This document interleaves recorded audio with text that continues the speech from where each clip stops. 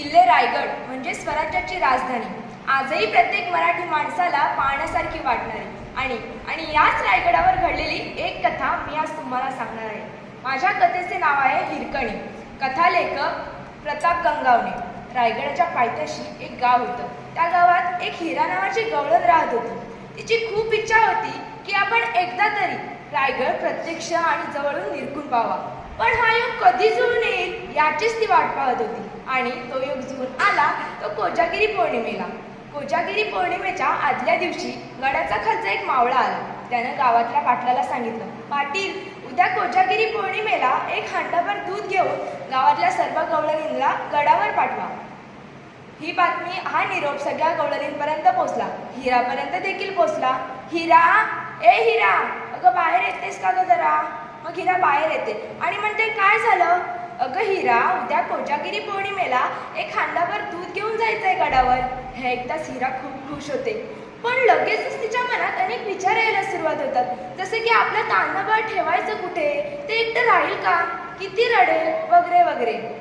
पण एकाही क्षणाचा विलंब न हे सगळं तिच्या मनात घोंगू लागलं.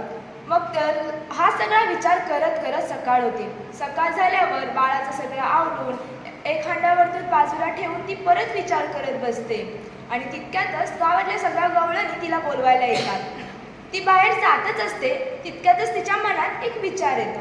ती आपल्या बाळाकडे जाते आणि बाळाला म्हणते, हे बघ, तू संध्याकाळपर्यंत झोप हा. तुझी झोप पूर्ण होईपर्यंत मी येईनच. तुझ्या रडण्याचा आवाज आला की शेजारच्या आजी येतीलच नाही तर. असं सांगून अगदी हसत खेळत मनमोकळेपणानं हिरा घराच्या बाहेर पडते. गावातल्या सर्व गवळणींसोबत ती गडाच्या दरवाजापर्यंत जाऊन पोचते.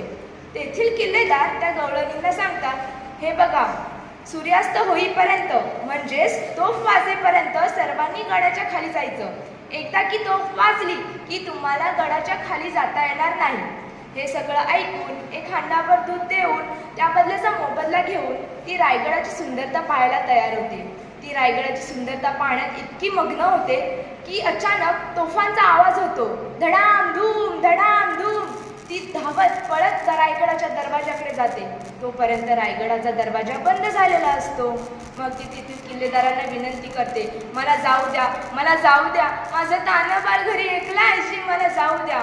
मग किल्लेदार तिला म्हणतात, हिरा, तू येथे बस, मी महाराजांना जाऊन विचारून येतो. मग किल्लेदार महाराजांकडे जातो. पण आपल्या तान्ह्या बाळाच्या जीवाची तळमळ तिच्या मनात होऊ लागते. मग तिला तिच्या हृदयाची धडधड वाटते. आपलं तान्हं बाळ घरी एकटं आहे, ते काय करत असेल? ती गडाच्या खाली